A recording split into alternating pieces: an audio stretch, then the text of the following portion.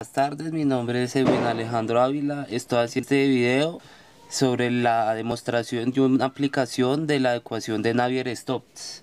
Entonces, para demostrar la ecuación de Navier-Stokes, utilizamos primero la ecuación de movimiento, que es ρ por la derivada de b en i sobre la derivada de t, igual a ρ por f en i más ρ por teta en ij sobre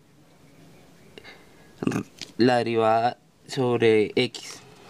Después sustituimos la expresión del tensor teniendo en cuenta que e de ij es igual a 1/2 de la derivada parcial de b en i sobre la derivada parcial en x j más la derivada parcial de b con respecto a x en i y en j. Esto también lo podemos escribir como e de kk igual a la derivada parcial de b en k sobre la derivada parcial de x en k. Esto es igual a decir que esta expresión se escribe como el gradiente de b.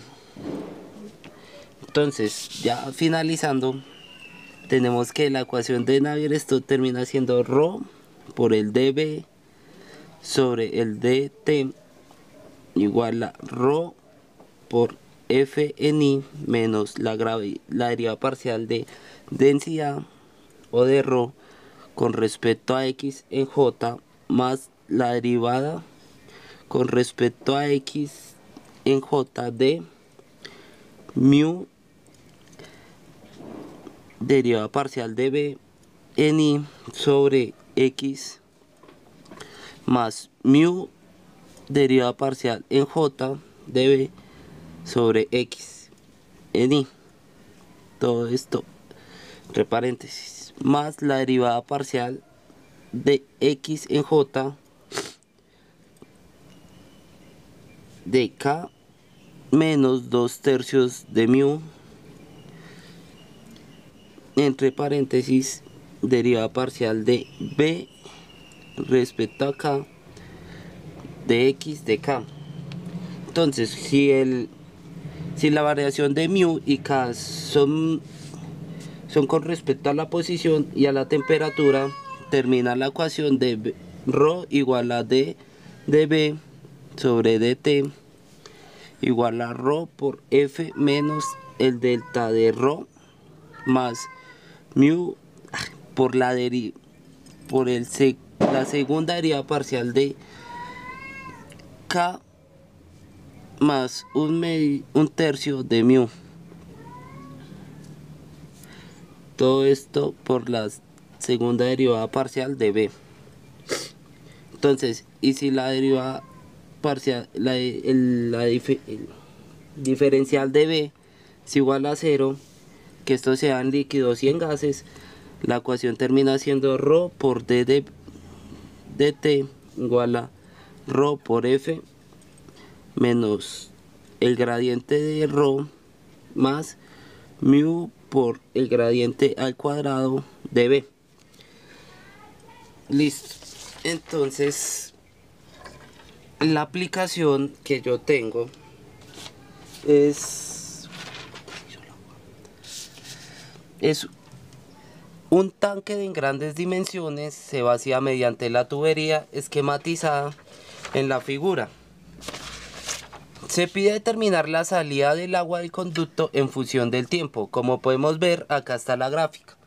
El problema nos está diciendo que este pedazo de la gráfica es muy grande y esta porción de la gráfica, el tubo de salida, es muy pequeño.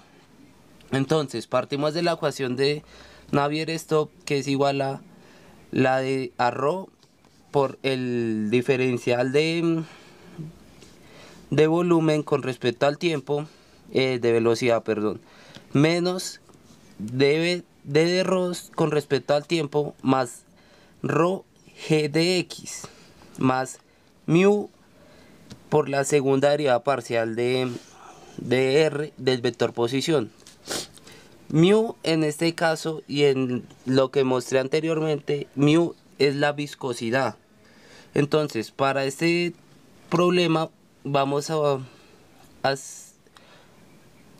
igualar a mu a cero. Entonces estamos diciendo que este problema es de un líquido ideal. Entonces ya la expresión pasa a ser ρ por el diferencial de velocidad igual a la derivada parcial de ρ con respecto a x más ρ gx. ¿Por qué gx? Porque estamos diciendo que el líquido solamente va a salir por el eje x. Entonces, entonces no hay el diferencial de y.